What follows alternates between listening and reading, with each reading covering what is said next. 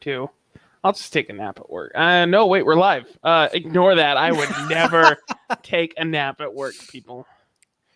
No. Why take a nap when you could play the Steam Deck? That's what you'll be doing instead of napping.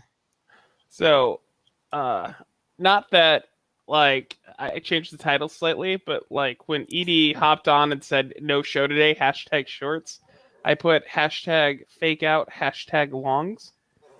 And our title, yeah, because Edie put hashtag shorts in her, like, we're not going live. So I just put hashtag longs. I don't know. I thought it was... It makes me think of the Long's Drugstore, which... I've never heard of that. Now that I think about it, I don't know if they're in business anymore. They might have gotten bought out. Welcome, everyone. This is Gamehounds without Edie.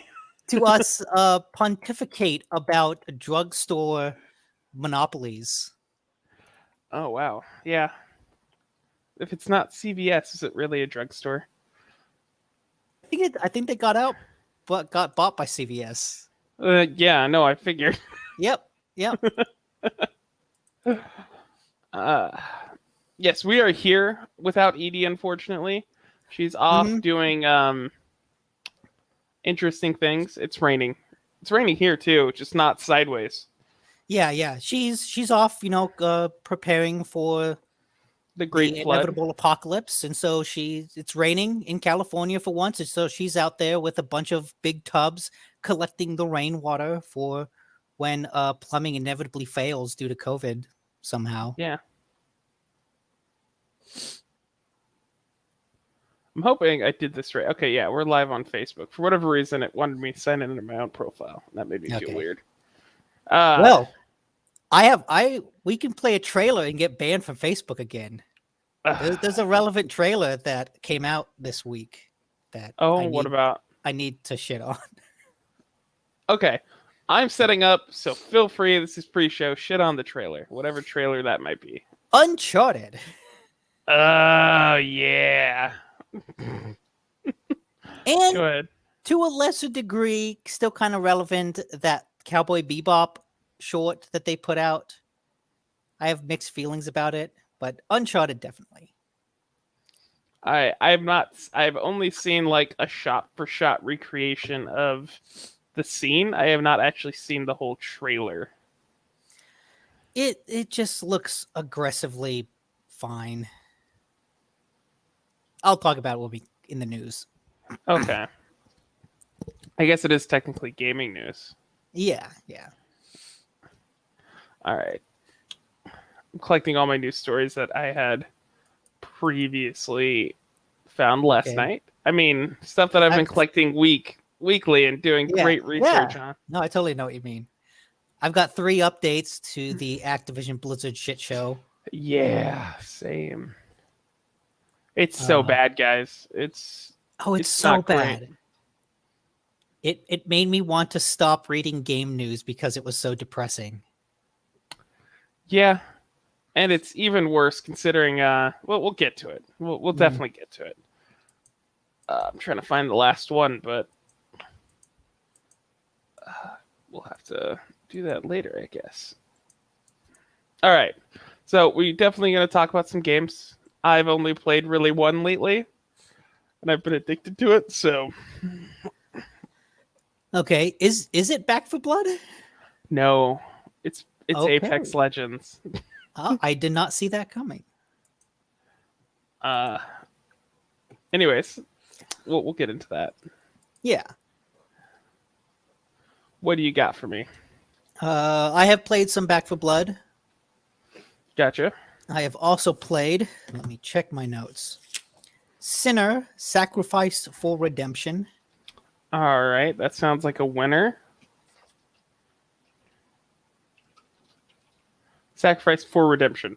Yes. Right. That's a mouthful. Yeah, it is. I've got another mouthful. Jet the Far Shore, and that's JETT. Jet the Far Shore. Okay. Dark Devotion. Oh my gosh. Devotion. I don't. Yeah, that's close enough. I might misspell stuff. Deal with it. I'll try to queue up some videos of these. Yes, please. And then The Artful Escape is my final game. And you were saying these games were the best you've played in a long time, yes? Oh, yeah, absolutely. Fantastic. Can't get any better. Gaming has peaked, guys. Yep. There's no more need to play anything. Just shut it down.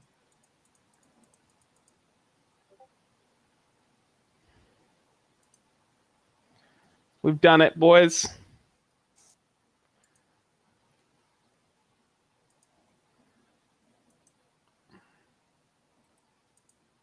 All right. Well, I think I'm good to go. Yeah, I'm good. Because I mean, I've played so much. Oh, I guess we could mention that too. Got to get you guys plenty of content without Edie. Not that she carries the show much. No, she does nothing. We do all the work. Exactly. Yeah. She just sits around there typing stuff in. Right? I can do that. Yeah. I do that every day. Speaking of, if anyone's curious, Edie's internet's out. Comcast being Comcast. Apparently it's raining super hard there. And because California doesn't know what to do with the falling water, they don't have the infrastructure to like support stuff while it's raining. Yep.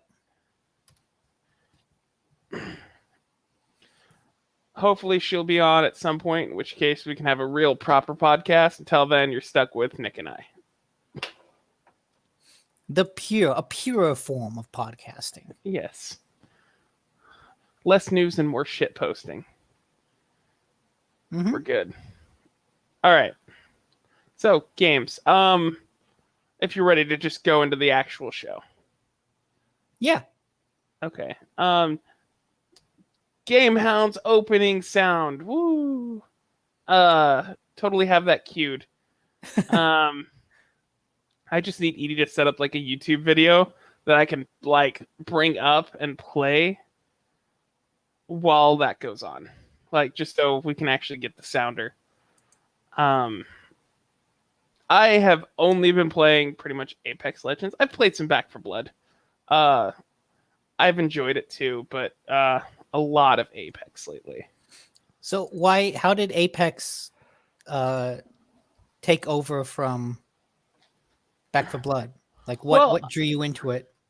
I was waiting for Back 4 Blood, and so like I booted up Apex just to have some fun and a little bit of competition, you know, a little bit of competitive gaming.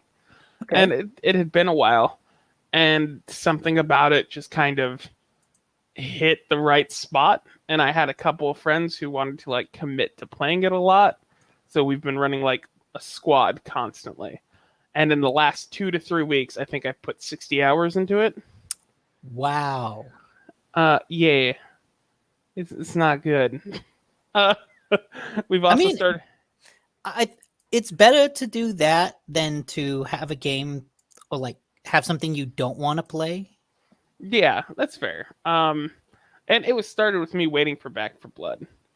But ended up moving into just kind of sticking there because something about it was just super fun.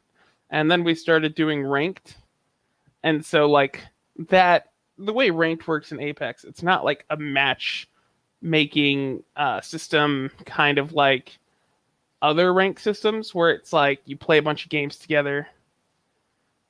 No Spreaker today because Edie's the one who sets that up, and she has like audio plugins and stuff that she puts like the sound into so people can hear it on Spreaker. So whenever I'm running it, typically I can't do Spreaker. But yeah, so ranked in a lot of games, you do a bunch of placement matches. They put you in a division, and then you play games and you lose rank points based off how well you do or if you win or lose, right? Okay. In Apex, you start off in Bronze 4, the lowest rank. In every game, you get points, and you get points based off of kills, how long you last in the game, and I forget. There's another like metric for it, and you lose points when you get into silver. Like it costs a certain amount of points to play a game. So bronze is 0, silver is -12, gold is -24, and it doubles. So their version of ranked is every time you go in, you have to get a certain level of performance to get points into ranked. So it's more like a grind rather than a matchmaking like win or loss system. Yeah, I really like that system. That sounds really fair. Yeah. And the fact that they're really transparent about these are the actions that get you points and this is how much it costs to do a game, you really can understand, oh, why am I not going up higher? Yeah, So many of the exactly. complaints I've heard on Reddit and places is like, I should be in the platinum rank. Why am I still in gold? Or some things No, like that. I mean that's what makes it fun is knowing exactly what you need to do. So if we hot drop and we die right away, well, we know we've lost 24 points. Yeah. But if one of us can run away or stay alive, like that gives us more points, and it's pretty ingenious for a battle royale ranking system because it's not just like you're playing against one person or one team. You're playing against all of these teams, and it's so random that like that's not necessarily a reflection of your skill. And if you're good enough that like you can own a lobby of bronzes because you're an aiming god, that'll reflect really quickly in this system too. Yeah. But yeah, so that's been fun to just kind of been doing ranked and slowly getting out of like the various ranks, and it's been pushing us along. That's cool. Yeah, I Yeah. guess the way that's set up is if you're really good, you should be able to quickly get out of bronze and then slow down as you reach the tiers Yeah, that are more at your level. exactly. And That's the cool. thing is, when you get to a new level, you can't D rank. So it's like 4 divisions Oh. in a color bracket. So like 4 in gold, 4 in platinum, 4 in diamond. Every time you get to a new rank, you can't lose that. Like you can lose from 3 to 4 or 2 to 3, but you can't go from platinum to gold. So once you get platinum, you just stop playing. You're at the That top, no need to keep going. that actually happens. So there's a rank called like Masters and Diamond, and people will get to those ranks and then they'll start throwing. They'll join random games and then they'll just like push when they shouldn't or like not care about their team. That's Yeah. actually a problem in the community. That's why I don't play with randoms. Because like you can do that in the trolley way and be a dick about it, but you could also do it in the wholesome way and be like, I'm already top rank. I'm just going to let you kill me so that you, random stranger, get extra points. But Yeah. if they're doing it the bad way, that's too bad. But yeah, there's a new update coming out soon. They're adding a new map, a new character. Yeah, is there are they doing anything for Halloween? I don't think so. Oh. They have a whole event going on now that's a story-based event, but no, I don't know if they're doing anything for Halloween. Lame. But yeah, that's been my oops. I'm slacking, guys. Look, Apex Legends. That's all my Apex Legends content. We're done. Okay, throw the name up there, now we're off. Yeah. Okay. Well, I guess I'll get into what I've been playing. I've played a little bit of Back for Blood with Edie. And I've enjoyed my time with it, but I also think that the problem I've had with it is it doesn't feel like it's just a game meant to be played with other people, but it's a game meant to be played with friends specifically. And so I cannot I just can't join random games because it feels wrong, and trying to play it without voice chat, everything just doesn't quite work. And even playing with strangers, everything about it feels a little off, and it just doesn't feel as fun as it should. The cooperation, and then when things start going bad, people start dropping, and then it just gets even worse, and you may as well just quit at that point. And so I have found it's a fun game to play in very limited circumstances. Like I need at least 3 people that I know in real life that I've talked to, outside of gaming, to play with, uh, to have any fun with it. Like if there has to be like a majority friends on it. Yeah, and I agree. This game is very co-op based. Like I know that seems obvious, but like it almost is a necessity to have real people because the AI is Whoa. I don't know where Andrew went, but it seems like we're still live. So there's that. Oh, hi, I'm back. Okay, there you go. I was just about to text you. I hit refresh. I have done that before. Uh, the the teammate AI is kind of bad in general. Oh, it's god awful. Yeah. The AI is so bad. It's the kind of AI where you're down and you need someone to help you up. The AI will come up, stand next to you, and just not do anything. And it's just hair pulling infuriating. There was one night when me and Edie were playing, and the other 2 random people dropped out, and we were playing the boat level, Yeah. the crossing where you have to run through a boat, plant some explosives on it.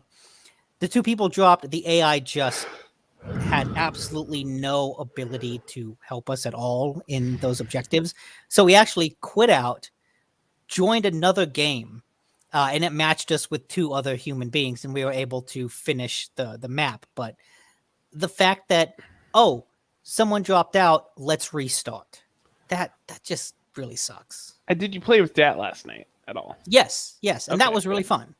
Yeah. So the playing with people is important, and that does suck. I think obviously they need to fix their AI. So I've played a bit myself. One thing I've noticed from like the beta is that the game is actually in some ways harder than it was in the beta. Like they've toned down trauma damage, which is nice. I don't feel like I'm taking as much permanent health damage as I used to. However, oh my god. Oh, 1 second. I got you talk. Someone just Okay. came to the door. Okay, back. yeah, you take care of it. Yeah, I guess to what he was saying, I've noticed that the game is way more willing to spawn mutations, which is their word for the special infected. They're the big, huge guys that blow up, the guys with the huge arm that try to crush you, the ones that jump on you from far away. It feels like if you dawdle for 20 seconds in an area after clearing zombies, it just kind of starts spawning these uh, mutations like once every 30 seconds or so.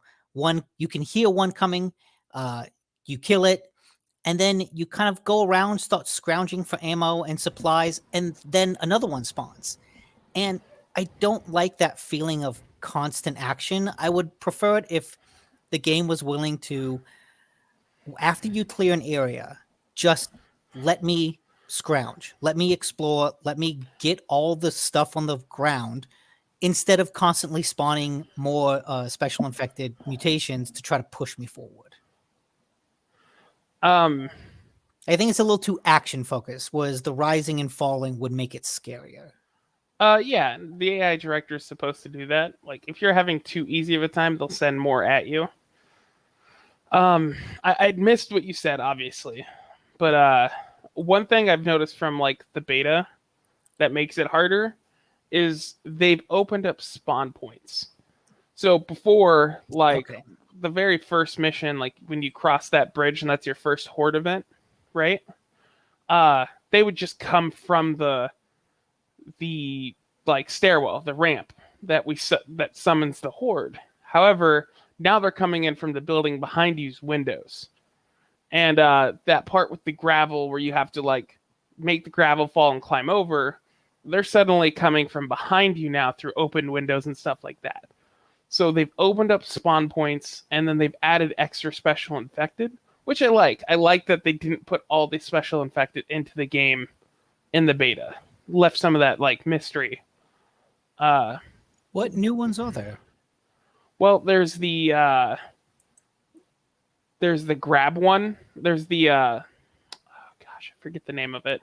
I feel like there's a lot more variations on the ones we saw. Like there's a base 4, and then each of them kind of have different variations. Oh yeah, it's the same 3, which is the exploder, the tall boy, and the stingers, or the jumper people. This one that he just got grabbed by is the new one. There's a jumping one that'll pull you and ride you like a jockey, if you know what that is from Left 4 Dead. It's still fun to me though. Like I still enjoy this, especially with friends. Like this game is pretty great, and I want to get more cards so that I can do the harder difficulties. My only real criticism is that I haven't gotten through it, but I've played about 4 hours and I'm already most of the way through the second act. And I feel like the game is too short. Like the campaign does not feel like it's as long as it should be.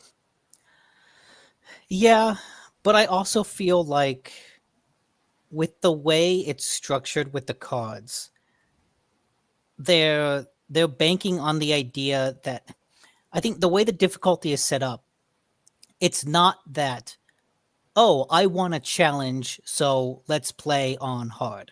Or I want to be scared and stressed, let's play on standard.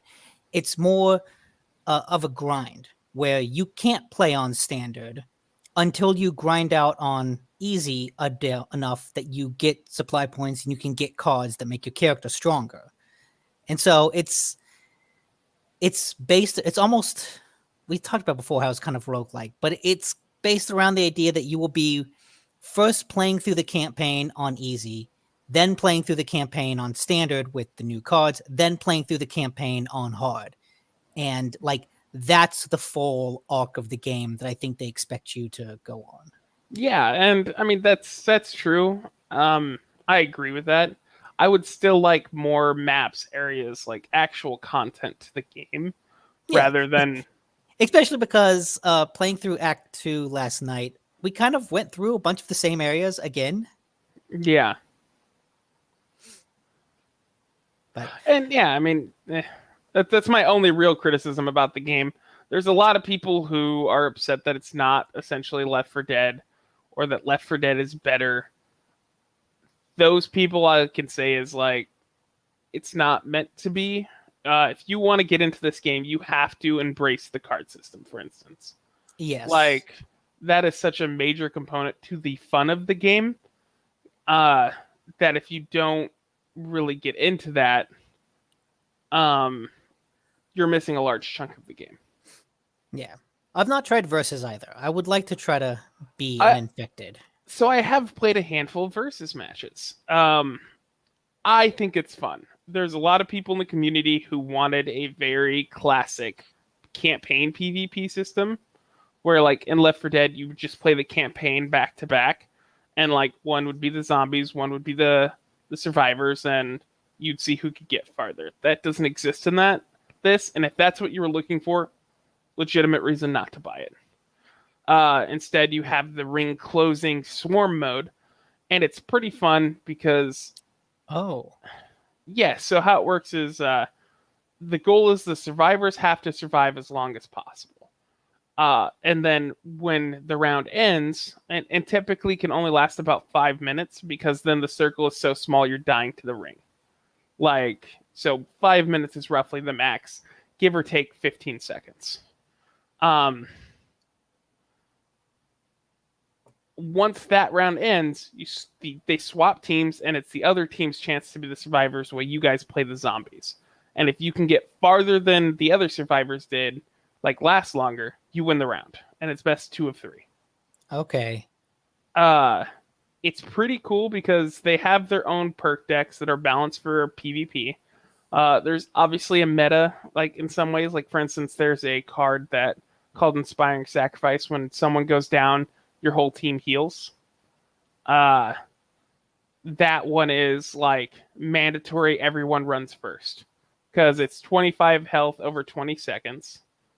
But it's also if everyone runs it, it's 100 health over 20 seconds. Oh, because So it stacks. yeah, so if one person goes down, everyone's healing 5 health a second, and there's nothing better than that.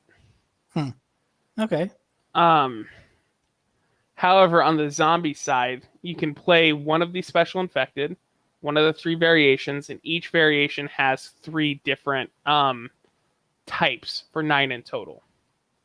And you can put points into those infected to upgrade them. And you can also put points into the common infected, and everyone's points upgrades together. So if you're playing with a team, you can dump all of your points into one special infected type and have that one be super strong. Or in our case, my team will often put points into the common infected so that you get more joggers, runners, sprinters. They have armor and they explode and do poison damage. Like that's where we put our points first to apply pressure. Okay. And each of the special infected, you can only choose 2 of that same type at a time. So there's at least 2 different types of special infected being used. Okay. I'll have to try that out. That was not what I was expecting. I was expecting something more like Left 4 Dead. No, it's not Left 4 Dead at all. It's pretty fun. It takes a lot of teamwork because if you play a good team against a good team that knows what they're doing, they'll have you and you're separated. You'll be down so quickly, and then there's just no chance. But yeah, it's pretty fun. Like the very first like strategy, me and a couple friends did, and we got the random to do it too with us because it was just me and 2 buddies. Is there's reekers or not reekers, wretches, one of the 2 that'll spit, right, and it'll lock people down in these webs, and they're stuck in the web for like 5 to 10 seconds. Then we chose the vomiting people, so it's 2 of the people who spit and then 2 vomiters, and we just be from a distance, spitting on them and then vomiting on them. Like that was our whole strategy, and it was pretty fun. Like a good team who had solid teamwork could easily beat us, but it was fun tearing apart noobs. Like that was great. Yeah, I mean that also sounds like it would be horribly frustrating for the humans. Especially if your teammates aren't paying attention. Yeah. Okay. So that's probably the best game I played this week. Then that's not off to a solid start. Yeah. So another thing that I tried to get really into is one called Sinner, Sacrifice for Redemption. And it's a really, really cool concept in that it's kind of a Souls-like boss rush game where you start with all of your full stats, like full armor, full ability, everything like that. I appreciate the cat. And then every time you fight a boss, you have to sacrifice one of your stats or abilities. So if you want to fight, like, it's all based around the 7 deadly sins. Like, if you want to fight Wrath, you have to sacrifice some of your attack power. If you want to fight Sloth, you have to sacrifice your shield. And so on and so forth. Maybe you'll sacrifice the number of healing items you have. You'll sacrifice your... One of the things is if you run out of stamina, you'll stop and be exhausted. And so as you go through the game and you defeat more and more bosses, the difficulty comes from the fact that your character is getting weaker and weaker. And it's a really great concept. What really undermines it is the fact that there is no stat screen for me to easily follow what I have sacrificed and what abilities I have. And so, like, the way the game is structured, you are in this little hub world and you go up to these rocks, and each rock is a boss. And it kind of gives you a little poem about that boss that boss, wrath, envy, sloth, blah blah blah. And then you have to choose, will you offer a sacrifice? It doesn't tell you what that sacrifice is. You have to sacrifice it first to find out what it is.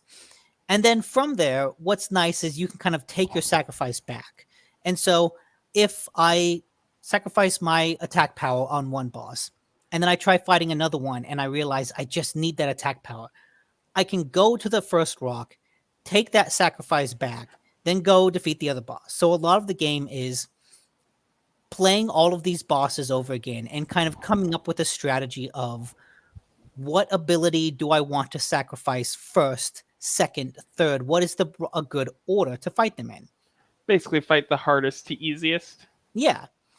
But because there is no stat screen, and because the game, like, in no way through any part of its interface tells you what the sacrifice is before you make it or take it back, it's really hard to follow along with what you're doing.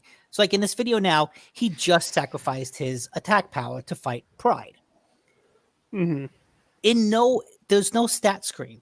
So what happens is I'll fight Pride, defeat him, go try to fight some other guys, and then think, wait a minute, what did I sacrifice to Pride?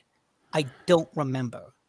And then I will have to retrieve that sacrifice and like nullify me defeating that boss just to see what it was that I sacrificed. Like this is still an RPG. Even though it happens in reverse, it is still a game that is very, very much about character building through abilities and stats. You're just kind of doing it in reverse, where you're removing those. But the character building is still there. It's still an integral part of the experience. And to do that, to have a game like that, but that doesn't give you any sort of on-screen indication of what your stats are, what your abilities are, what things you have at your disposal, just feels awful. I'm constantly in that mood of, wait, what did I just do? What did I just sacrifice? What did I just do? I don't remember. Because some of the sacrifices are not just pure stats. It's not just attack power or defense. It's like, if your stamina bar gets low, you get exhausted. Like, it's more esoteric things like that. And so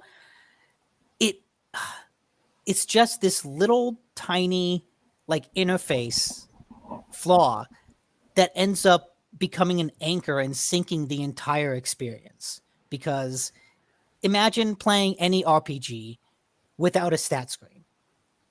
Like, you can choose, I'm going to buy ability X, Y, and Z, but then at no point can you see what abilities you actually have. It's you can't do the math. Yeah, and it's terrible. Couple that with the fact that I don't really like the way the character moves. I think he moves uncomfortably slow for a lot of these fights. And some of the fights are better than others. Some of them are just kind of tedious. Others are really exciting. And so a game that's a purely boss rush, all your bosses had better be great. And that's not the case here. I feel like the controls could use a little bit of work. And it's also like an RPG that doesn't want you to treat it as an RPG, which just feels like a fundamental disconnect between what I want to do as a player and what the developer is allowing me to do. Yeah. So, you really need to know what your character is doing at all times with an RPG like this. Or like to know what abilities I have at my disposal, to know what stats are what. I want to build this character. Even if I'm debuffing my character, let me know how I'm debuffing him. Yeah. So, yeah, it's a really cool concept. I love the concept, but the execution of it is not the best. And I really hope someone else tries to do something like this in the future, because like I said, it's like a great concept. Watching the game, graphically, it looks nice. Yeah, it's nice. It's got kind of a cool stylized art between the characters and the bosses. And all of the environments, all the different bosses certainly take place in very unique settings. So, like, I don't have any complaints about the art. It's just the mechanics and uh, how I want to interact with the mechanics and how the game is letting me interact with the mechanics. And there's like such a disconnect there that I'm constantly fighting with the game rather than enjoying it. Yeah, no, I get you. That's unfortunate because it looked like it had such solid art design. Yeah. Like, uh, So I guess in the what dark would you rate it fantasy, out of 5? Let's go with 5. 3. 3, so Like average. it's average. I I want to give it a 2 out of pure enjoyment, but 3 because I think the concept is so good. Gotcha. So if you don't mind not knowing what your stats are, would you recommend it to people who like Dark Souls? Yeah. If you can get over an RPG that doesn't let you, that is like actively hindering you from building your character, then yeah, try it out. Do it, people. Yeah, that's the right move. So, continuing on with the dark fantasy, I played Dark Devotion, which is, I wasn't sure. I didn't know it was a roguelike going in. It ends up being kind of a roguelike. So already little things counting against it. But the way that it's like a roguelike is more along the lines of Dark Souls and something like Hades. Even though it's, there's a hub world, you jump into a dungeon and then you go to complete that dungeon. It's a neat game. Again, I like the art. It's dark fantasy pixel art. It's really cool. There's a lot of darkness around you, and so the interplay between staying in a lantern and like venturing off into an unlit part of the dungeon is genuinely spooky and scary. Where I think it runs into issues is that you don't really have health. Not in a number way. Health is measured in number of hits.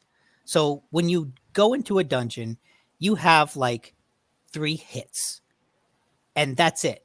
So if an enemy hits you, then all of a sudden you're down 1 hit.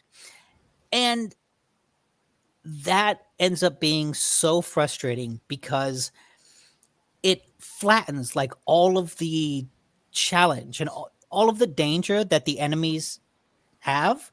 It's all flattened, and so every enemy is as dangerous as every other enemy. So there's at no point are you like, oh, here's a skeleton. This skeleton's kind of weak. It hits me a couple times, but that's okay. My run is still good. I'm going to keep going. Oh, I've hit like a giant, an ogre. Oh, this ogre can hit me for a lot. I'd better not take a hit when fighting this guy. That kind of variability and versatility in enemies is fun. Like, that makes for a lot of the fun of any sort of dungeon diving game. Because all of the enemies kind of hurt you for the same. What it means is I'll get to an early area, get hit by like a skeleton with a sword, and then think, well, shit, this run is borked. This run is bad. I need to start over. And that flattening of difficulty for all the enemies makes it unnecessarily difficult, I think. And I'm usually someone that enjoys hard games, especially when they're kind of in this Dark Souls mode. Yeah. But this is just, it's too difficult. And it's difficult in a way that feels unfair because, like I said, a minor skeleton does the same amount of damage as a boss. And it just feels wrong. Yeah. What I also didn't like about it is the way that dodging works is you don't just have a dodge button. You have 2 dodge buttons. Okay. One to dodge left and one to dodge right. So the direction, it has its own button. My brain just could not wrap itself around that concept. And so I kept hitting the wrong button or dodging the wrong direction or just doing something wrong every single fucking fight that, kind of made me angry and frustrated at the game. And I tried to change the controls. You can't do that. They're bound. But it just is so weird to me because I don't know why it does it this way. Every other game seems fine with one dodge button and the control stick controls the direction. And this game just chooses to do it differently, and it breaks my brain in a way that makes it harder to play. Mm-hmm. The final nail in the coffin that really made me not enjoy it is that this is a roguelike, where each time you die, you kind of start in this hub world and you have to go delve into the dungeon. And every time you do that, you have to recraft your gear. It doesn't take resources because the gear is free to craft, but it's an extra step between dungeon diving that really annoyed me. The fact that, oh, I died, I can't just go run right back into the dungeon. I've got to go to the gear guy, equip a slows shield down. and sword. Yeah, it just slows down in a way that is not fun. And it just feels like it interferes with things. And so adding that little slight level of tedium to restarting, coupled with controls that broke my brain and a difficulty that feels unfair. And Dark Devotion is another neat game that I like in concept, but I just did not enjoy playing. But I mean, that seems like a game, even more so than the last, that if you enjoy that kind of difficulty, the roguelike aspect of it, it seems like it could be a fun game. Maybe. Nick's like, yeah, I guess it could be if you're wrong. Yeah. If you're a fool with bad taste, I guess you could enjoy it. In the chat, AC Wraith says the Steam version might be better because you can remap it with the Steam controller configuration tool. And that is very true. That would probably make it a lot better. Just being able to have one roll button. Yeah. Ignore me eating stuff. My food showed up. That was ordered by my roommate. So. Oh, okay. Well, I've still got plenty of things to talk about. I'm good. I have not shaved so that I really look like the crotchety old man because I've got more games to crap on. Actually, no, I got one more game to crap on and then one game to actually be positive about. This is Thursday, Nick, coming out early. Or late, depending on how you look at it. Yeah. So the next game is one that they showed off during one of the first PlayStation 5 reveals. It's called Jet the Far Shore. That's Jett. And it's this kind of sci-fi. It's a platformer, really, even though it takes place in third person and you're a little ship flying around this alien planet. But the way that it works mechanically is you're a ship and you're kind of jumping around things. The tutorial even includes quite a bit about teaching you how to jump with the ship. So I am a sucker for any kind of pretentious sci-fi. Hey, let's explore a alien planet while fielding existential questions about our place in the universe. Right? I love that stuff. No matter how usually well done it is, I'm a sucker for that genre. Give me existential sci-fi, boom, I'm there. I want it. This game kind of fails on every conceivable level. What is it called? Jet the Far Shore. Okay. This is just not a good game. First of all, the controls are awful. Controlling this little ship feels like shit. The way it works is it really steers like a car. So you have engines that you turn on and you go forward, and then you turn off to stop. And you can kind of, if your engines are off, you can kind of crawl forward a little bit, but really it's just on or off, go or stop. And that becomes a problem when you try to scan things in the environment. Because one of the first things this game does when you get to this alien planet is it gives you 20 minutes to just explore this island and scan things. Well, when you're trying to scan things in this car, what it means is you drive forward, you kind of line yourself up with an alien object to scan, and then you do, and the camera like locks onto it and then spins as you drive past it. And so all of a sudden your view does a 180, but the car is still going in the original direction. So you're constantly being thrown off balance. The camera's constantly spinning around to show you things behind you. And even then, just the way that this little ship controls, the way that you help it jump. The jump feels weird because you have to hold down and let go to kind of charge the jump up. And the feedback you get from the actions you're doing are never really solid. I played it for a solid 2 hours, and at no point was I ever in a position that I felt like, oh yeah, I can totally jump this fine. It always feels awkward. It always feels off. The timing of it never quite feels right. And the game, it wants to be this exploration game. It wants to be an easy exploration game. And so you can't really die. But because the ship is so difficult to control, what I found is there's a lot of times when I'll be driving somewhere, the camera will spin around, I'll crash into a wall, and the shields will kind of go down. And then my ship just kind of sits there and waits while the shields recharge. So it's a lot of, well, we're not going to give you a game over, but we're just going to slow you down. Stop. Yeah. Yeah. And like all these things together, the UI is really bad because it gives you objectives, but it doesn't really like mark them on the screen. Oh. What happened? Oh no, not the fair share. Jet the fair share. Oh, Jet the fair share. Yeah, fair. Oh my god, I can't speak. Yeah, so the UI is kind of bad. A lot of times I wasn't sure where to go. So just playing the game is a slog. It's not fun to fly around minute to minute. Couple that with the fact that the place that you're flying around is kind of visually boring.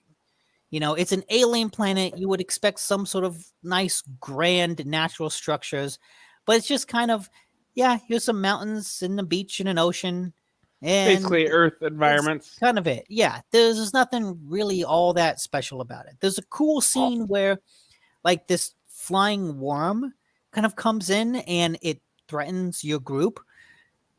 But the way that set piece plays out, like between the controls not being very good, the objective marking not being very good, there's a lot of, hey, go do this, go do this, go do this. And I'm just kind of like confused. I don't know what I'm doing. Am I doing this right? Am I not doing this right? And so what should be a grand threat of a giant flying worm just kind of becomes confusing. It's like, yeah, am I defending you or not? I don't know. So in your ship, you're not the only one. You have a co-pilot with you who is probably one of the most annoying characters since Navi in Ocarina of Time. I fucking hate this dude. His name is Izo. He's in the video. He's talking ISAO. Fuck Izo. The problem with Izo is that he's trying to be multiple things at once. He is your instructor. So he is the one constantly giving you tips into tutorial. He's constantly explaining mechanics to you, explaining what you should be doing, where you should be going, why you should be going there. He is like the voice in your ear giving you objective updates. The narrator. Yeah. He's also a character who is, you know, he has his own personality, and his own personality is someone that just does not shut the fuck up. He is constantly voicing his doubts and then going, oh, but we shouldn't do this. Oh, but we should do this. We should do this. Wow, look, we're here. Oh, now we're here. Now we're here. How do you feel about this? And of course, your character is silent the entire time. So he's always talking, always expressing his feelings and just thinking out loud all the time, while also telling what to do all the time. He's also the encyclopedia of the game. So he is constantly dropping lore bombs on you. And he's doing all of this in a fake language that is only expressed through subtitles. And he's doing this while you're trying to steer this fucking awful ship around an awful map. And so it gets to the point where I can't listen to him. Well, I can't read the subtitles and steer the car at the same time because it requires me to concentrate my eyes on two different things. Yeah. So if I start looking at the subtitles, I'll crash the ship. But if I focus on the ship, I can't read the subtitles and I don't know what he's saying. So I can either stop flying and listen to him talk, or I can just ignore him. And I got into the habit of just ignoring him. And once you start doing that, the entire point of the game, because the game wants to be like this story-driven adventure, it's just rendered completely pointless because I'm not getting any of that story because it's being expressed in the absolute most inconvenient way possible from the most annoying character possible. Is he the only other character with you? No, there's other characters in other ships, and so of course they are talking to you too in fake languages that are subtitled. So they're all having a dialogue in a fake language while I'm trying to fly, and it's like I don't fucking know what any of you are saying, and I'm not even gonna bother to try to follow along with it because I just want to try to complete whatever weird ass objective this is, and I don't know if I'm doing it right, but fuck it, just let me get through this level. So basically just a bad experience all around. Yeah, yes. Which is a shame because it's from the developers of Super Brothers Super Brothers Swords and Sorcery, which is a really cool like mobile indie game. And this is just an absolutely awful follow-up. I kind of hated every moment I was spending playing this game. Ooh, that's not good. Yeah. So, the final thing that I played that is actually enjoyable and I had a positive experience with is a game called The Artful Escape. And it might be that I had an enjoyable time with it because it was the easiest game. Hey, is that Doc Brown? Kind of. Like, honestly, kind of. So, The Artful Escape, it's supposedly a rhythm game, but the rhythm is actually incredibly easy. It's really just a game of Simon, where, you know, gotcha. The guy goes XY, you go XY. He goes XYB, you go XYB. And that's it. That's like all the rhythm mechanics. And honestly, even those, you'll do it maybe once every 90 minutes is you'll play a game of Simon. The rest of the time, it's a story-driven platformer. And it's a very good one of those. You play as what's essentially Bob Dylan's nephew. And because you're Bob Dylan's nephew, you feel an obligation to kind of follow in his footsteps and be a folk singer. But you are actually really, really into glam rock. And so when the story opens, you're kind of about to have your first concert where you're going to be out there and like have your folk musician coming out party. The night before it happens, this weird ass dude comes up and says like, "Hey man, we heard you jamming earlier. We want to hire you as the guitarist for our sci-fi band." And so you get teleported into space and go on an adventure where you kind of develop your glam rock persona while just going through all sorts of really wild ass awesome alien environments. So if one of my complaints about Jet was that it wasn't alien enough, this game really is alien. This game really, really just has some of the best art direction of any game I've played in recent memory. And a lot of the platforming is not difficult. You're just walking along, kind of sliding down hills while jamming on a guitar. but what it lacks in difficulty, it just makes up for in visuals. Like it's just a good visual feast for the eyes. I think where it kind of the one real criticism I would have for it is the way the story progresses. It's a very obvious coming of age story where, hey, look, this guy thinks he should be a folk musician, but he really wants to be a glam rock musician. And of course, all the aliens you meet on your journey are kind of helping you create this glam rock persona and are telling you in no uncertain terms, like, who are you? Who do you want to be? Who do you want to become? And so it's all about, you know, finding yourself and discovering who you want to be in the world. I get that. It expresses that very early on and very quickly. But then it kind of keeps repeating that message as you keep going and you meet more and more aliens. The way the game is structured, after the opening, you kind of get onto the spaceship and you're told, hey, go to these 3 places. And after 2 of those places, I feel like I got all of the story I needed.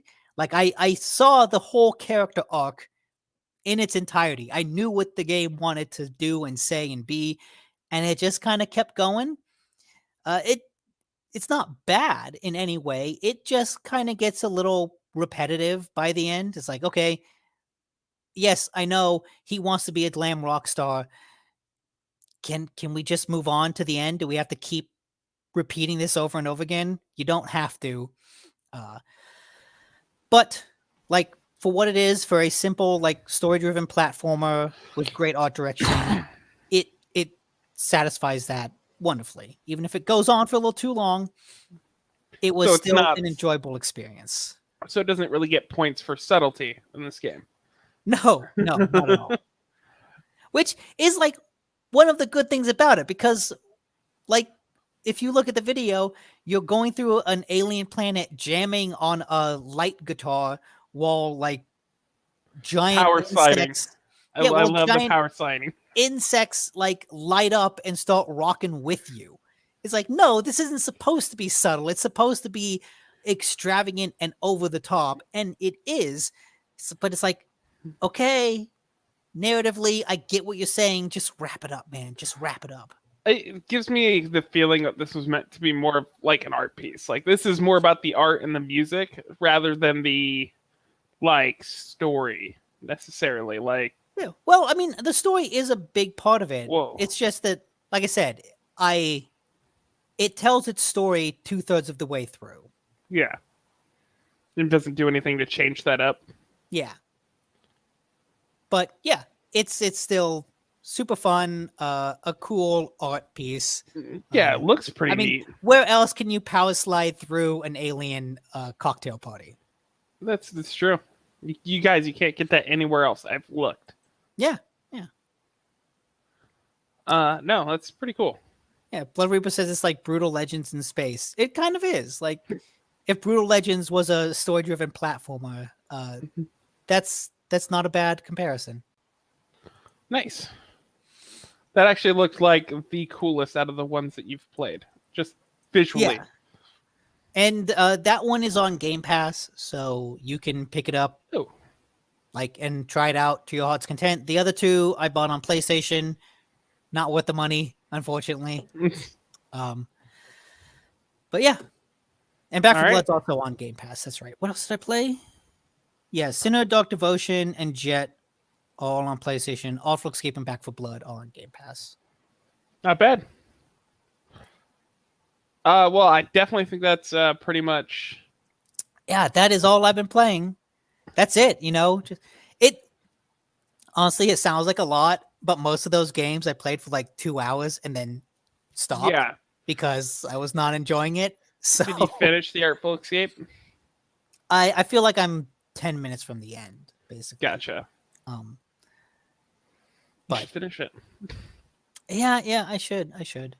That might have some big twist at the end. I don't think so. Okay. Well, then we should definitely hit up the news then, shouldn't we? Yeah. Nick, feel free to do the sounder.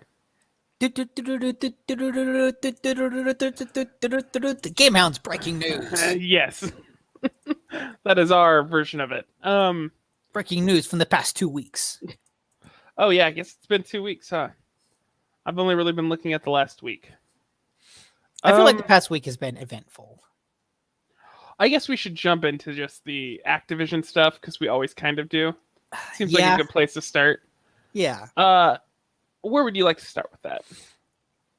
Because there's a couple things. So I've got 3 updates here that all happened in the span of a couple days. The first one was, I think the last time we updated, Activision was being sued by the Department of something, the DFEH, the Department of Fair Employment and Housing, I think. Yeah, Fair Employment and Housing, the DFEH. Activision Blizzard was being sued by the DFEH for basically abusing employees for like 2 years and just being a real shit company. Longer even, but yes. Yeah. Yeah, the 2 years is how long the investigation from the DFEH lasted.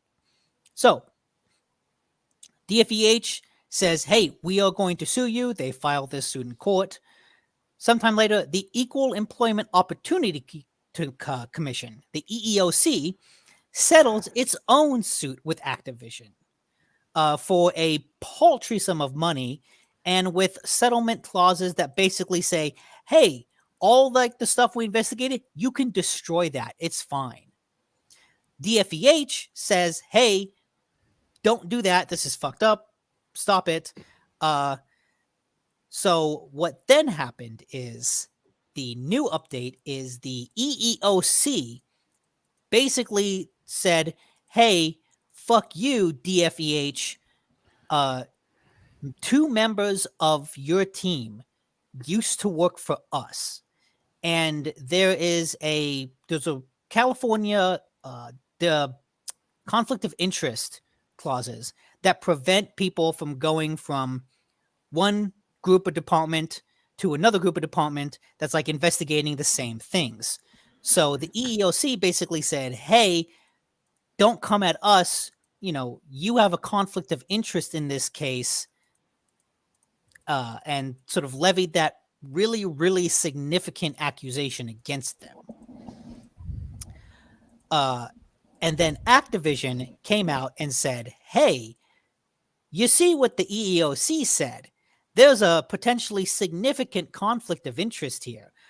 That's huge. You should investigate that, and while you're doing that, you should put everything else on pause.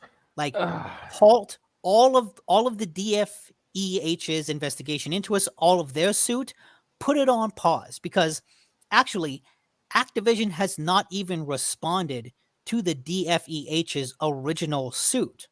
So it's still really, really early in that case. And Activision's like, hey, they may be compromised. We should just put this whole thing on pause while they settle their stuff. But also, if they do have a conflict of interest, you should just throw all of that out, because the whole damn court's out of order. So it is the scummiest thing I've ever heard. Yeah, it doesn't mean that Activision is necessarily off the hook for all of their abuse, but it does mean that the investigation would have to start over, which essentially means they're off the hook. Yeah, because then they can do, like, any evidence that's been on hold, they're going to get the chance to get rid of before the new one starts up. And so this was the most soul-crushing news, because it feels like, Activision is going to get out of all of this through some legal technicalities. Yeah, and the fact that the EEOC is, like, going after the DFEH feels shitty. Like, yeah, because there are 2 departments that should have a common enemy, and yet it feels like this intra-agency sniping at each other. Or if we're being a little bit more conspiratorial and, like, shitty, like, it feels like the EEOC is trying to defend Activision. Oh, like, yeah, it totally does. It like, someone got a kickback high up. That's why they got the low end, like, fine. and now they're trying to defend the person that they just got kicked back from. Like, Yeah. that's my own like conspiracy theory about it. Like, it just feels that way. And I mean, their actions certainly encourage that type of thinking. If there was one piece of good news to come out of the Activision Blizzard shit show this week, it's that the Communication Workers of America Union filed an objection to the EEOC's settlement with Activision.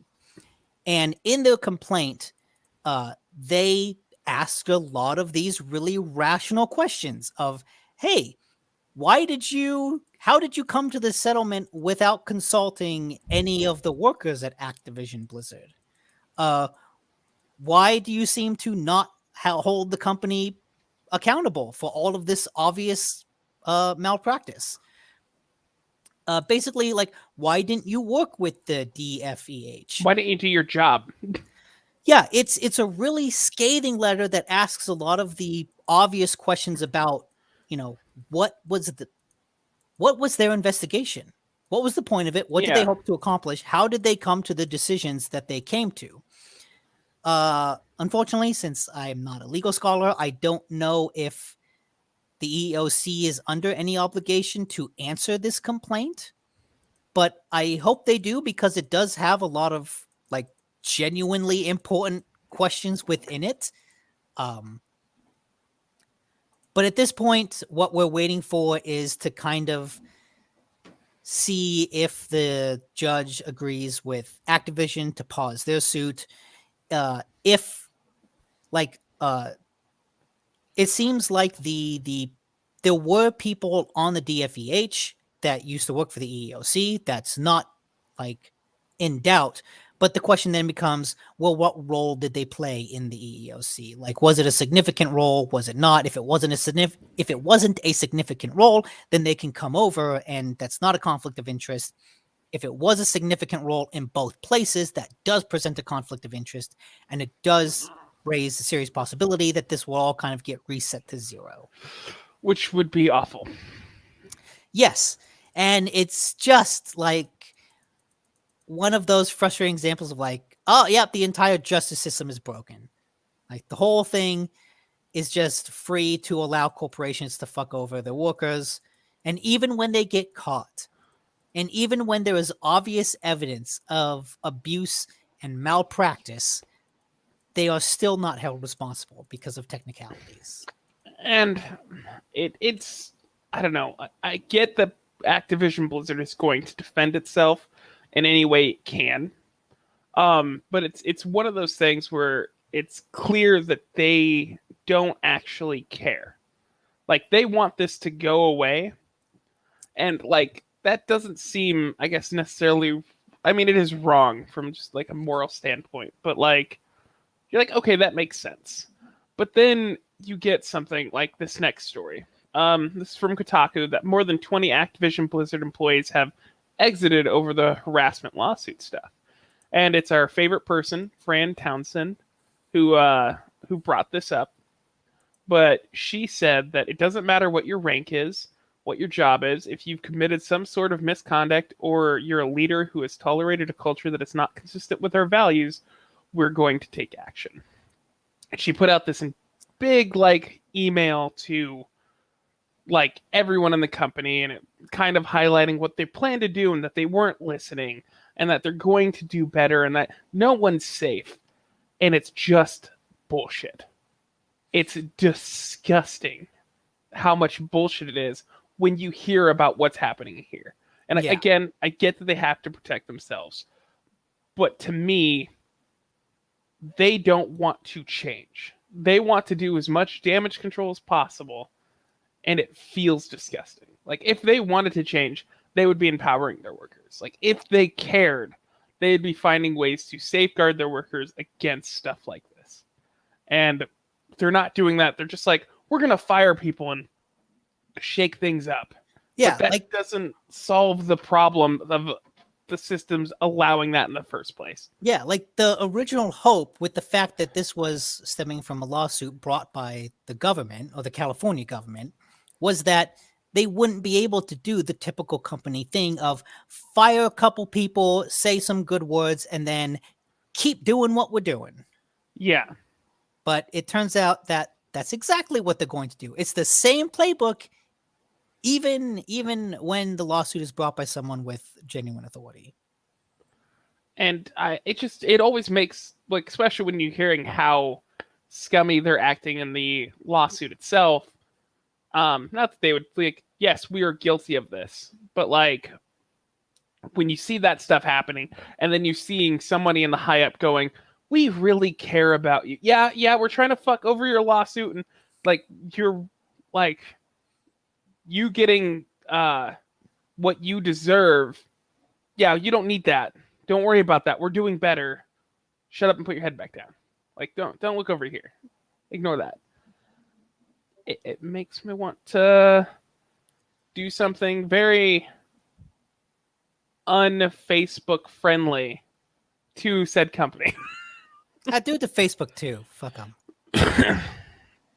But yes. Well, and that links into another story I have. Speaking of companies not changing, there's a lot of Ubisoft employees who have said that, hey, after filing multiple complaints with their new tools that they implemented, with a lot of PR about, hey, we have been found guilty of facilitating all this harassment with these higher ups. So here are some new tools at your employees' disposal to use to report this kind of stuff. And there's an article on Kotaku about how people have used these tools and found that a lot of it's just being ignored. And it's like, oh, hey, we're doing this. We use this new reporting tool a half dozen times and never had a resolution to a case. This one woman. So yeah, there's one example they gave is this woman filed complaints through multiple reporting tools and completing a half dozen interviews with supervisors and HR managers, and still never received a resolution to her case. And then she decided to resign. Because why would you stay at a company like that? Yeah, unless you absolutely had to. This is, again, it comes down to not like the higher ups can't fix the problem that they are perpetuating. Like, there needs to be systems in place that hold them accountable. But they don't. But they'll never actually do that. Yeah, because they won't hold themselves accountable. Like, they're not going to put systems in place that can, like, punish them without them saying no. Yeah. And Yves is never going to put in anything that might look bad about Yves. Yeah, exactly. I mean, that's why you need a third party or like an activist group, a union for your employees that can deal with the high ups that's not them. Yeah. Because like they're not. We've heard it many times before. The HR department is not your friend. They are there to defend the company, not you. Exactly. So there was a point earlier this week where after playing through some of the bad games, I had a moment where I was like, you know what? I kind of want to play Far Cry 6. I just want a good thing to run around and shoot with. And then I saw that story and I was like, you know what? In retrospect, fuck Ubisoft. I won't do anything to affect the bottom line, but at least like I feel a little better about myself. Because at this point, that company just feels as toxic as Activision. And it kind of is. Maybe not as bad. Maybe it was as bad before, but I'm not sure. It's all fucked up. If anything, I used to really like Ubisoft. Back in the days of like OG Assassin's Creed and Far Cry 2, like they were, I think, the best of the big three big publishers, putting out actually innovative games that had thoughtful things to say about the world and society. But now it's like, hey, do you want another Tom Clancy game? I think they did. I don't know. They were good. They started releasing stuff like promotional stuff of games they couldn't possibly recreate. And they kept making false promises. So they fell off. Then they came back by really focusing on the games and supporting them. And now we learn that they're horrible. They've been horrible the entire time. Yeah. And if anything, it feels like a lot of that workplace behind the scenes drama affected their output, because I genuinely feel like their interesting games have just kind of gone away.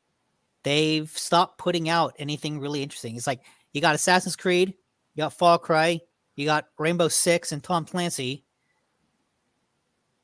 And Yeah, that's kind of like all they have. It's all just variations on those it's all things. franchises. And even then, a lot of those kind of play the same. Like Watch Dogs still kind of plays like Assassin's Creed. Yeah. And, So yeah, the whole fucking industry is terrible. Just a shout out because AC the Wraith put it up. Apparently the Metroidvania? review has closed. That's a site. Okay. And then the Space Game Junkies, which is a space podcast for games. Space Games. It's in the title, folks. It's apparently podcasting with new co-hosts. He also put a link in the chat for Game Workers Unite, which is an organization that's trying to encourage unionization of game developers, which, yes, that's great. I think that's a general union would be great for them. I think just in general, it would help the industry overall. Yeah. Nick, are you going Movember?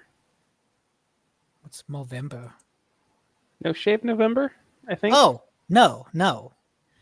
I generally don't like having a beard. I didn't shave because I felt like it accentuated my crotchety old man feelings toward games this week. But this is like, honestly, it's uncomfortable for me. My face feels oily. I can feel the top part, the mustache with my tongue, and it's like, oh god, I can feel it on my lips. And quick news, just moving on slightly. If you like God of War, but you never got the chance to play it, it is going to be coming to PC. That's cool. Here in 2022, and it's another example of Sony taking and porting their exclusives. So I don't know if that means exclusives are technically coming to an end. Well, yeah. I think it means that when one of their exclusives has been out long enough that it's kind of sold all it's going to sell on the PlayStation console, then they'll port it to PC to boost the sales. But I think like Horizon is going to be coming out on PC in conjunction with PS4. Forbidden West? I don't think so. I would be genuinely shocked if that was the case. But I think this is cool because, like, honestly, a lot of those Sony exclusive games are their own genre. Like that sort of third-person, story-driven action adventure. You don't see a lot of that on PC or on Xbox. At least not with the budget that typically is associated with like a PlayStation exclusive. Yeah, exactly. Like they feel like big budget cinematic masterpieces. Yeah, they do like the big budget. They do like the Marvel movies of games, sort of big budget. It's very cinematic, very flashy. Well, because if you think about it, like PC is beholden to essentially the big publishers: Blizzard, EA, Activision, like Ubisoft. That's the people who make the AAA games. Outside of that, it's either like small or medium indie teams, which they produce good stuff. Yeah. But like Sony is a big company that invests into their exclusives in a way that I just don't think you'll get other places. I don't think you will ever see someone make a $200 million PC exclusive. Yeah. May have already happened, but yeah. I don't think it has ever happened. If it costs that much, they're putting it out somewhere else. Oh, yeah, I guess you're fair. That's fair. Like they'll port it to PCs for sure. So, but okay, in potentially good news. EA and DICE have sort of put out a post where they fielded a lot of questions and basically gave a lot of updates about what would change from the Battlefield 2042 beta to the full release. And a lot of what they were talking about is really good stuff that makes me more positive about what the end product will be. But it also makes me really question, why would you put out that beta? Like, I understand that it was an older build, but why would you take that older build of the game and release it as a beta, which is really just a demo, a month before the game's release? Like, that just it purposely gives players a false expectation of what the final game is. If they had put out this beta in August, I think people would be a lot more forgiving of it, because we know, oh, it's several months away, you can change these things. But to take that old build, hold on to it for several months, and then post it a month before release just feels like you're asking for trouble. It just may have been what was in the works beforehand. Sure, but in that case, don't release it, because it was a bad beta. Someone up top was like, I hear betas are good. Do a beta. We don't really do a beta now. Yeah, it's because the thing is, it's not a beta. Battlefield probably hasn't been in beta for like a 2 to 3 years. Like, beta is an old build of the game. It's just a buzzword at this point. Actually, beta is like typically a half a year before launch. Oh, when you do a beta, you really don't, like, your assets are made, your core game design is done. It's essentially coding and balancing. That's what a beta is for. Okay. Your alpha is where you're doing all of the other stuff, like the hard stuff. So, I mean, beta's accurate. But it's also pretty terrible to release it like 1 month before. Like, that doesn't do anything for anyone. Like, you can't change a lot in 1 month unless it's already changed, in which case, yeah, what are you doing? Like, at that point, you're not even like showing a product that you've like made. So I have reason to hope that the final game will be better than the beta, which I thought was honestly really bad and actively turned me off of buying the game. Yeah. Certainly not going to pre-order it anytime soon, but I'll at least watch like reviews coming in and hope for the best. I actually know another person who that did that for too. They played the beta and they're just like, I think I'm going to wait to buy it, when they initially were like, I'm going to take a week off work to play it. Yeah. Like 180. Like, they say it's a beta, but it is honestly a demo. If you're going to put out any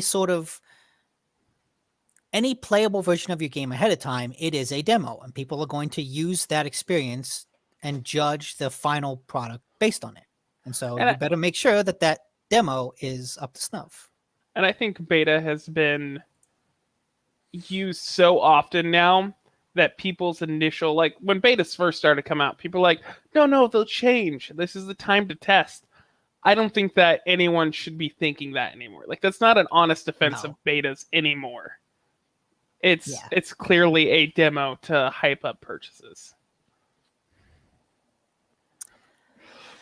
So, one of the other things that came out this week is that Sony decided to lie to the world and cobble together a bunch of fake CGI versions of Mark Wahlberg and Tom Holland to create an entirely fictional trailer for the Uncharted movie that they say exists, but I honestly don't believe it exists. I still won't believe it exists until I see it in a theater and I get to the credits and the credits roll. But whatever lie of a trailer they put together, I don't think it was very good. It's going to be hilarious that after the movie, you're going to be sitting there like, wow, this is a really good trick they tried to pull. Yeah. Clearly, that was not Uncharted. No. They put me to sleep for 2 hours and like gave me fake dreams. I just dreamed the entire movie. This Uncharted trailer, it's nothing but a mass hallucination. They put up someone was just playing the game in the background while you were drugged out of your mind with like a picture of Tom Holland next to you.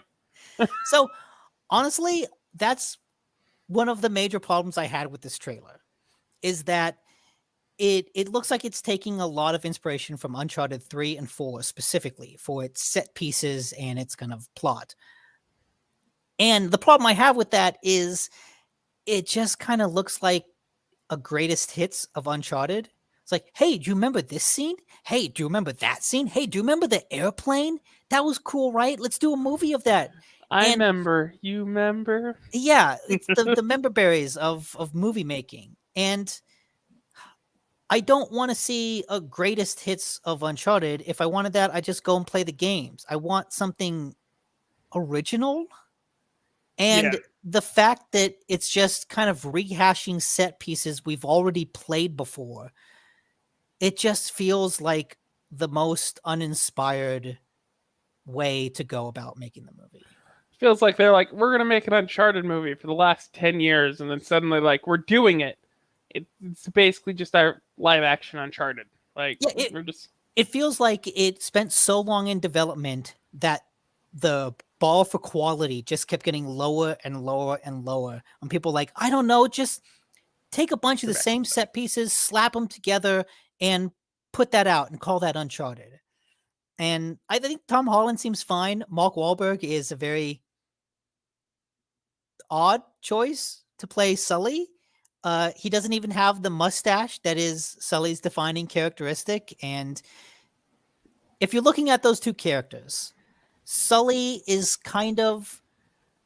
he's a con man, but he's a very charming con man that feels like he actually cares about Drake. You know, there's a genuine friendship between them. There's one person that needed to play Sully. Only one I would have accepted, and that's Bruce Campbell. He would have been a good Sully because he would have been able to exude the warmth that Sully has that is able to con people. Like he's able to con people because he's like, hey, buddy, come on, let's just be cool. Yeah. I'm your friend. Mark Wahlberg is not that fucking charming. Mark Wahlberg always comes off as like a Boston asshole. Yeah, which is good in some roles, but not playing this guy.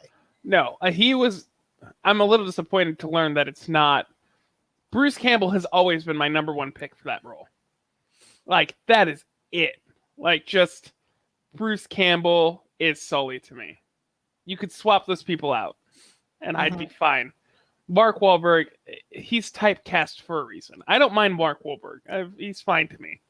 He's fine in the right role. Yeah. This is just not the right role. No. And Gamehounds vids, is that Edie in the chat? I think so. Or is that AC Wraith? She says that Nathan Fillion would have been a great Sully. Oh, no. I know he was in a fan film years ago. And that had, I don't know the actor's name, but he was the villain in Avatar. James Cameron's Avatar, not the Last Airbender Avatar. He was the villain in Don't Breathe. That old guy. Oh, okay, gotcha. He was Sully, and he did a good Sully. Still no Bruce Campbell. He's the only man I'll accept in my heart. Yeah, for he was Sully. Good. So yeah, Uncharted.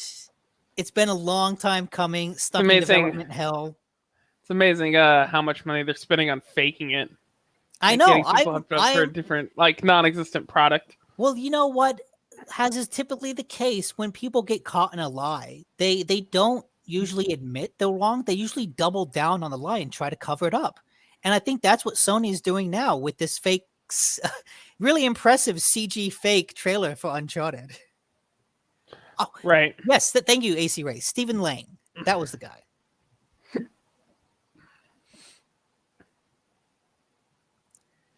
All right. Yeah. So Uncharted, I don't think it will be good. Fingers crossed, but honestly, I don't have high hopes. I have the hiccups, so 1 second. Okay. I guess sticking to TV, and this is kind of tangentially related to games. Did you see the Cowboy Bebop I did Lost not. session they put out? No. Okay. It's not a trailer. It's more of like a skit, kind of.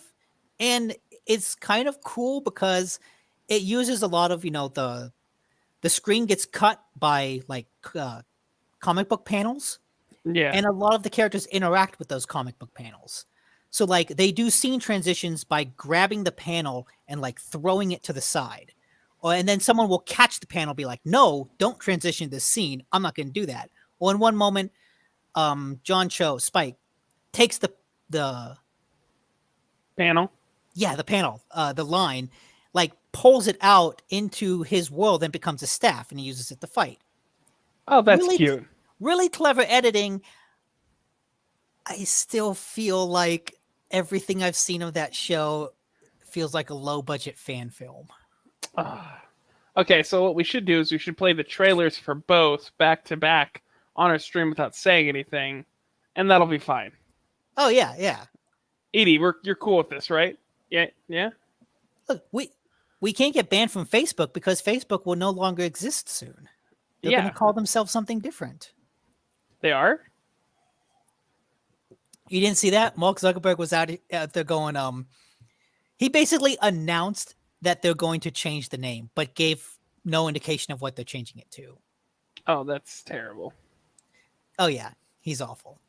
Okay, Okay. here, Edie is in the chat screaming yes. So I'm gonna line up this trailer on YouTube. Oh, so give you guys a nice little treat. All right. So, in our next story, this happened last week, but it seems kind of important for a couple reasons. Steam bans games related to NFTs. So there's been a few games that have come out, and there's a few developers who build these that will make games that as you play, you will unlock NFTs that you get to keep, and then you get to go use in the real world. But wait, if everyone gets to unlock it, then how is it an NFT? I don't know. I think the game is called, or the studio is called Light Night, Nite. For instance, that's one of them. Okay. Earn Bitcoin while playing a battle royale. That's their pitch, apparently. How many buzzwords can we stick together?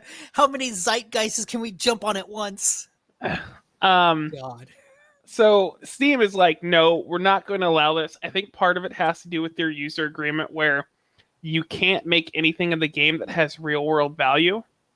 And NFTs have real world value, even if they're a scam. So they're not allowed. And that seems like a win, even if it's a roundabout. Like, I don't think NFTs are good. It's very scammy. And what's kind of funny, and this follows up with a second story, is Tim Sweeney, CEO of Epic Games, said that he doesn't want anything to do with it because it's full of scams. It's all mixed up in that, and then it's like terrible for the environment. Just, it's a bad place to be in. Well, a week later, after Steam's like, we're not going to allow it, Epic Games was, we'll welcome it. Any game. So Tim Sweeney had said that before Steam said they were banning it. And then after Steam banned it, Epic's like, we'll welcome anyone who wants to use the blockchain and like use that technology in their games. Come on down. You got a place here. Dumb. You got a home. And I can only imagine it's because they don't have, like, because Steam banned it. Because they like, oh, look, now we can pick this up and be the only place that this is allowed. Like, I don't know why even. I can't believe that game is big enough or popular enough to warrant that kind of petty behavior. Like, and that just makes it even more petty because like the game, I've never heard of it. It can't be that popular. I mean, it's you have to be in that space, I imagine. Uh, I did see news kind of related. Uh, a bunch of young adult authors sort of got together with this uh, NFT company and were like, we're going to put out a kind of collaborative storytelling thing using NFTs where the community can like write parts of the story and have that story become canon by becoming an NFT that they own. And 5 hours after they made the announcement, they all backed out and were like, yeah, no, we've got feedback that no one no one is on board with this. All of our fans are like, this sucks, don't do this. So we're not going to do it. yeah, that's pretty bad. So it is at least good to see that like the mainstream is against NFTs. Yeah, it's a terrible technology. But I want to quote the Kotaku article in particular for this. Okay. Tim Sweeney had said, "We aren't touching NFTs as a whole field is current as the whole field is currently tangled up with an intractable mix of scams, interesting decentralizing tech foundations, and scams." And yes, he did say it twice. However, with this new information, he's making such a stupid fucking distinction here. According to Sweeney, he and Epic made a distinction between the company as a game developer and as a tech company. So while the game dev Epic won't ever touch NFTs, at least for now, the tech company version of Epic is open and ready to do business with blockchain devs and creators. That's meaningless when like you let them onto your game store. Yes, it is a distinction that is completely bullshit and designed to make him not look like he saw money like symbols pop in his eyes when he saw that Steam was banning NFTs. I feel like there's a term for that, like distinction without something. It's a common saying, but I can't remember what it is. So ignore me. And in similar related news to that,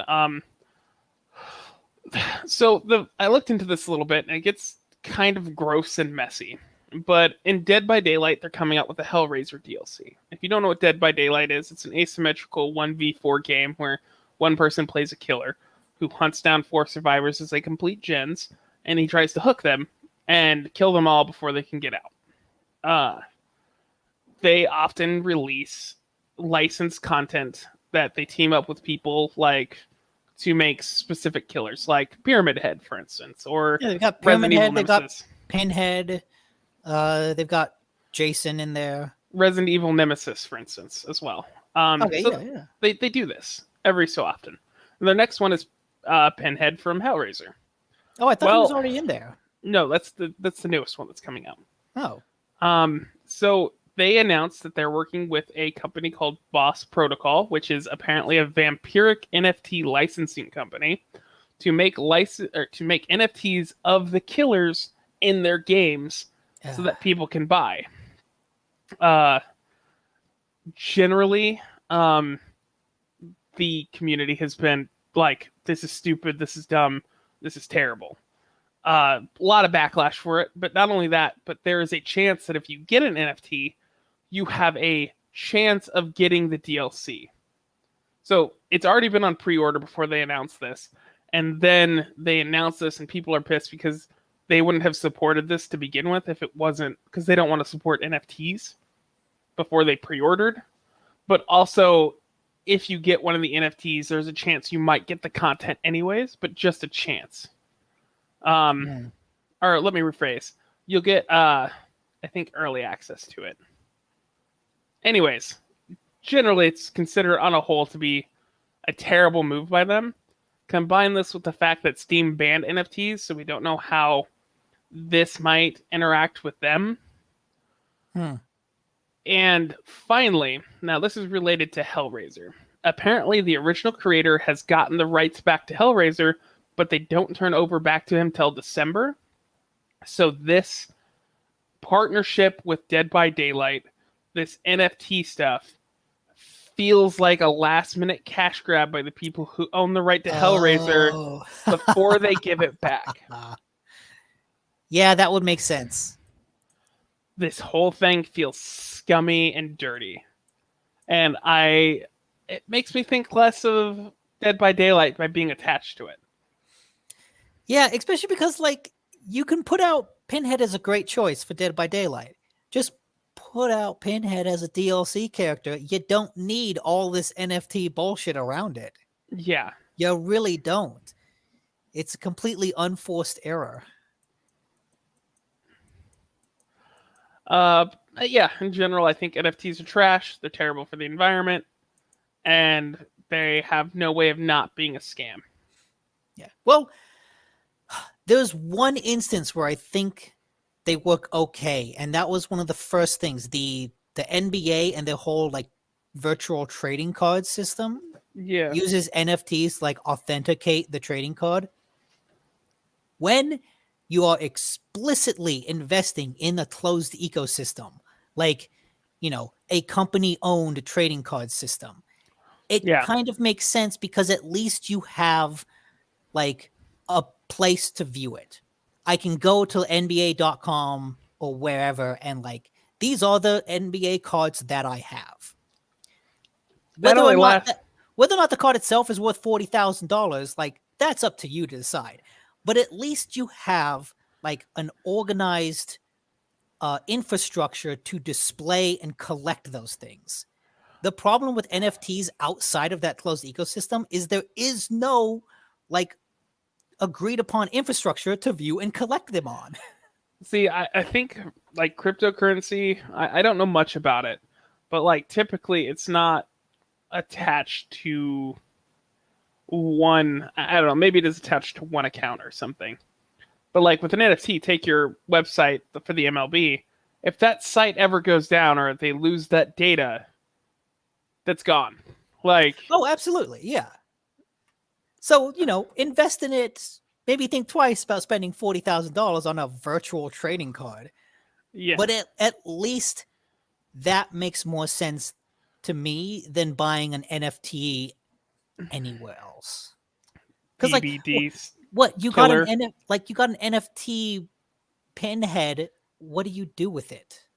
Yeah, you like it, you enjoy it. But like, where do I see it? Oh, Is it an image file that I have? Do I have to go to some other website to do it? Like, what do you do with it? yeah. The fact that that is a genuine question that they don't have an immediate answer for is like just shows all the idea of NFTs is pointless.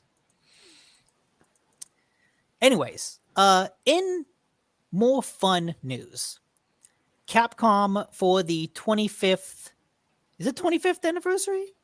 I think it is. For like the 25th anniversary of Resident Evil, they for the week of Halloween, they've kind of had a series of announcements related to Resident Evil.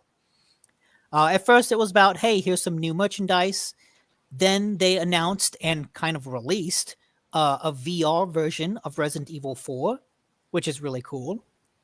The next day, they re-released the demos for Resident Evil 7 and 8, which is cool because those demos were like standalone stories. They weren't just snippets of the game. Then for the next couple days, they announced that Resident Evil stuff is going on sale on PSN and Xbox and Steam, which is nice. I was waiting for that. I actually did pick up Resident Evil 8 this week, and hopefully that will make the coming week way more fun in terms of games. They announced that the Netflix Resident Evil TV show, which is really just a movie in four parts, is coming to Blu-ray. And they've got two other announcements on the 25th and 29th. But overall, it's not like huge things. I think the VR version of Resident Evil 4 is probably the biggest announcement that they have. But it's kind of nice to see them just using the week of Halloween to kind of put out and promote a bunch of Resident Evil stuff. It's yeah, it's a good move on them. I've seen Resident Evil 4 played on VR, and it's almost hilarious because that game, everyone agrees that the game's terrible controls is what made that game tense and like exciting. But when you watch someone play VR who's good, They're literally just walking by, like side shooting people's legs, kicking them in the face, and like just John Wicking everyone. And it's no longer that like tense horror game because you don't have shitty controls. I mean, hey, that's cool. That's cool. The fact that they were able to turn the third person game into a VR game. Yeah, Impressive. it's pretty neat. Yeah. But I'm all newsed out. Oh, you are? Yeah, I was expecting a third person to help carry me. Like, okay. That's needed now.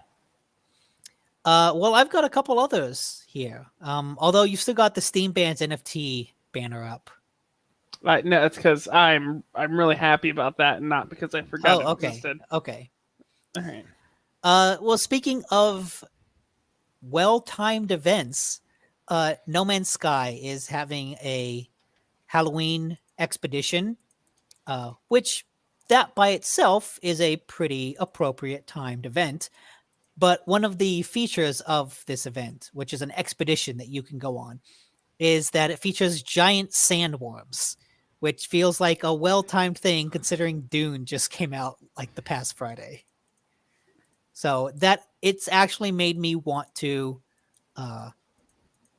get into No Man's Sky and just go on this. Because if you complete this expedition campaign, you can get things like a sandworm helmet, a rideable sandworm companion, and then a bunch of like other cosmetic stuff. It's because of Dune. It's 100% because of Dune. It's Dune, and also like, hey, sandworms are fucking scary, you know? So it makes sense that it's Halloween themed as well. I like that people are using John Wick as a way to say kill everyone in the way. It's true though. That's exactly how I used it, and I don't think anyone misunderstood what I meant by John Wicking. If you say like I'm gonna John Wick this room, yeah, you know what's gonna happen. It's like saying the Dark Souls of a game. You get the idea. Yeah. It's at a certain point, it's just an effective shorthand. So probably one of the most interesting stories of the past week is that EA is having a little tiff with FIFA over how much money they should give FIFA. And it's gotten to the point where there's a significant chance that EA will rebrand their soccer games. Basically, FIFA has said that they want $1 billion over 4 years. I think it was. Yeah. Every 4 years, they want $1 billion from EA to continue licensing its properties. It's a lot. It's a lot. But I think this is probably the thing that EA took issue with is, and I'm getting this from Esports, something that Blood Reaper sent us in the Discord.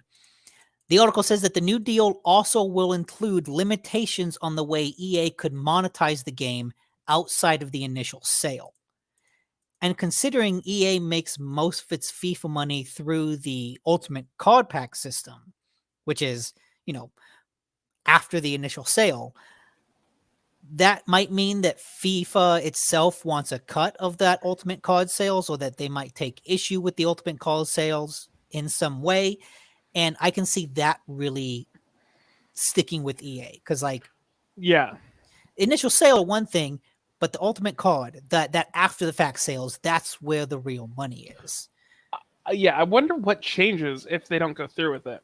So it's basically just the game won't be called FIFA because they will still be able to use all of the likenesses of the players because EA's negotiated separate deals with FIFA Pro, which is the global representative for soccer players.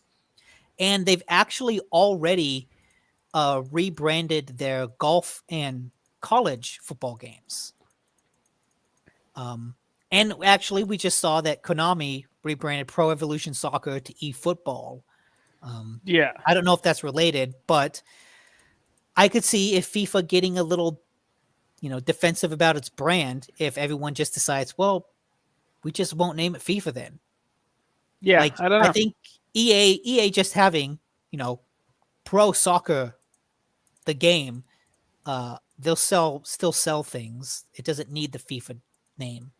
So that's really all that would change if they don't come to an agreement. Well, It's they literally got just the branding associated with the game. they kind of got a monopoly on like the best soccer game like simulator out there right now. So even if they change their name, it's not like people are going to go to something new. They don't have anything new to go to. Yeah. And there are people who are habitual they've- buyers of that one game. So they're obviously the only one making football games. They're the only one making decent soccer games. No, Are they there anyone cornered. else making hockey games? I know 2K has baseball, so not baseball. 2K has basketball, and Sony has the show for MLB. So baseball and basketball, they've got competition with. I don't think they have competition for hockey, soccer, and football though. No. I mean, no. Like that's the whole point. They cornered those markets. Yeah, Soccer game not called FIFA TM. not FIFA 2022. Kind of FIFA 2023. Semi FIFA. Partially FIFA. Yeah. All right. In what is some unabashedly good news is that Square Enix is removing the Novo DRM from a bunch of games on PC. Things like Rise of the Tomb Raider, Shadow of the Tomb Raider, and Neo Replicant. So, like, that's it. That's the story. We don't really know why. I assume they're removing it because the game's releases are far enough. We are far enough from the initial release that they just don't feel the need to protect them in the same way.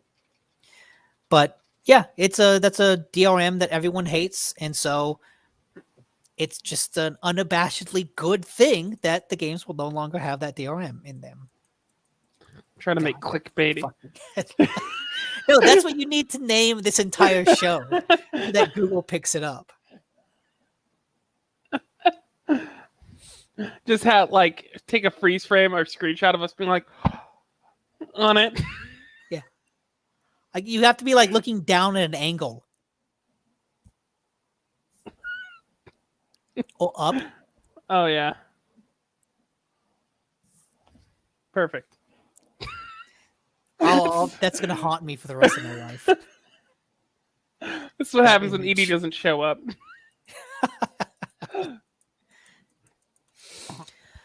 And that is kind of all I have. Unless you want to watch the Uncharted trailer. Yeah, let's do it. Throw that bad boy up. We don't have any adult supervision here. Let's do it. It's in there. You can. It's up to you.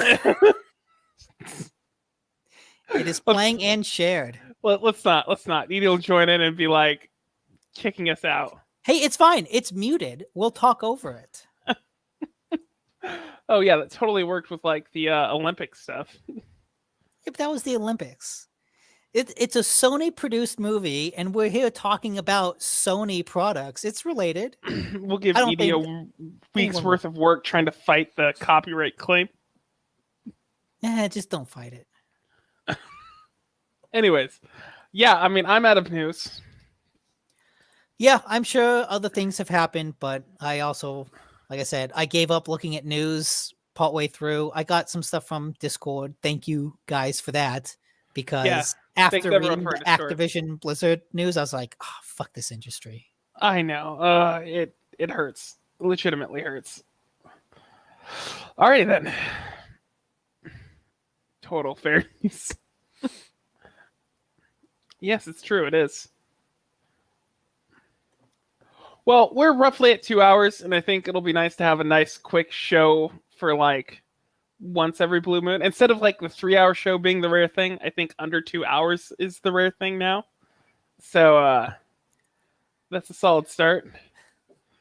Well, it looks like in the chat, Blood Reaper posted a link that says there's an audio trick that helps you in Apex Legends. No, I'm not going to. I don't need any tricks. I'm skilled enough. Oh, okay. You're too good. You don't need a trick. Yeah.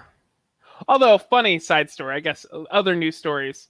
Apparently, in Apex Legends, posing is causing games to crash.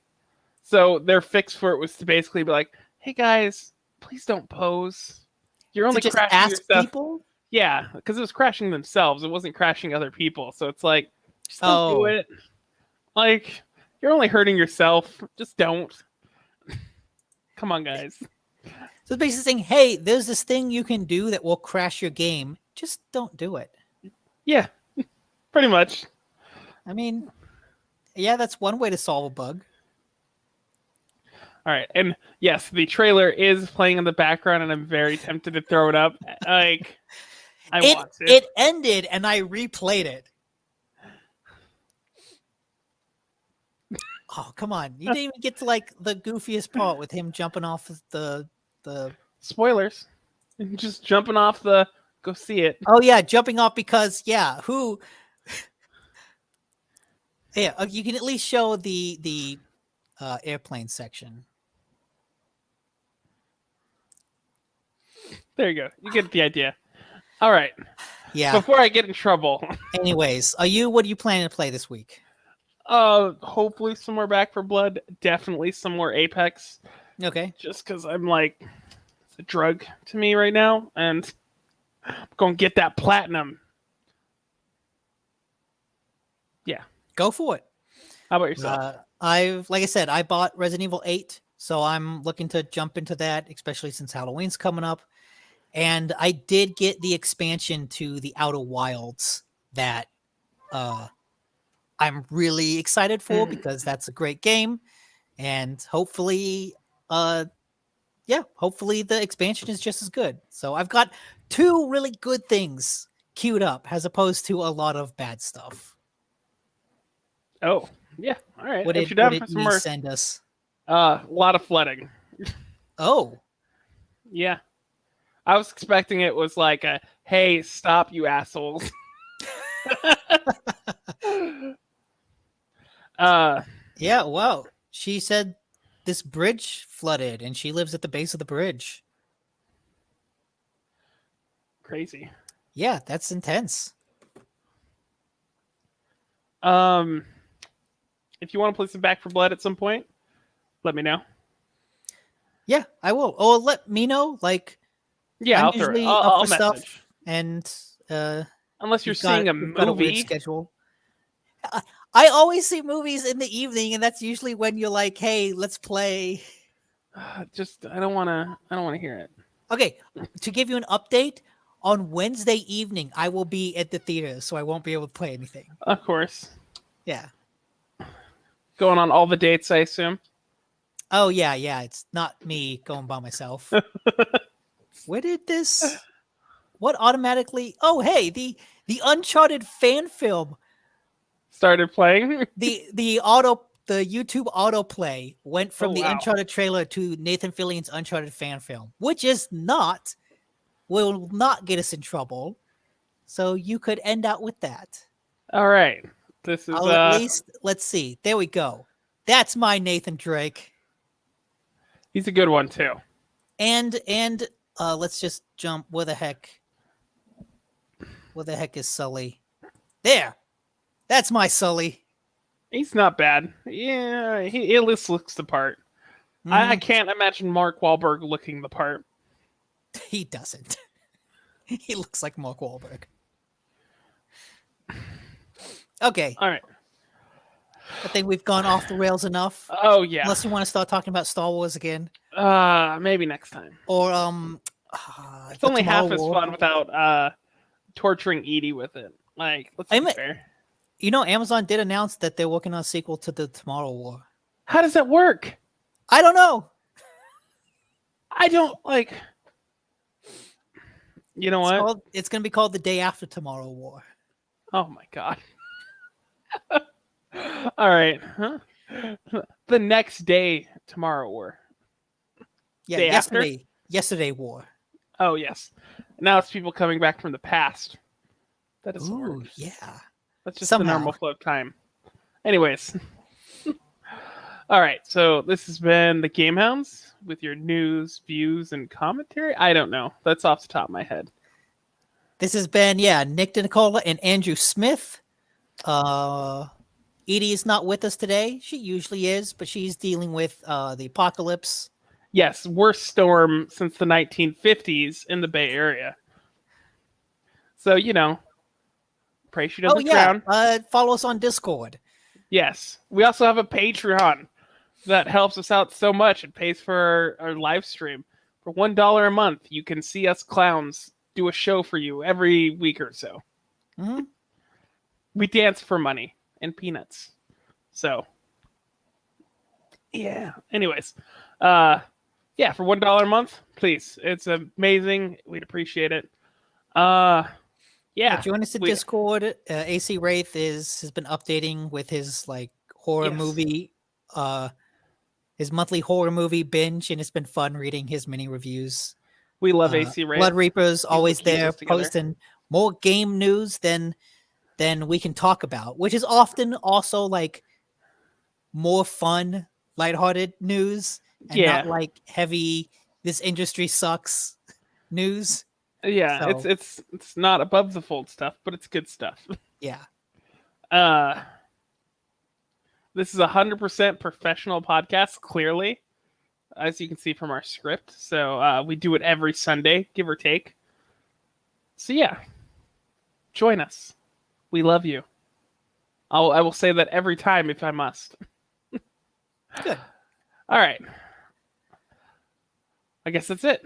Yeah. That's Have it. a good night, We'll close everyone. out. Bye.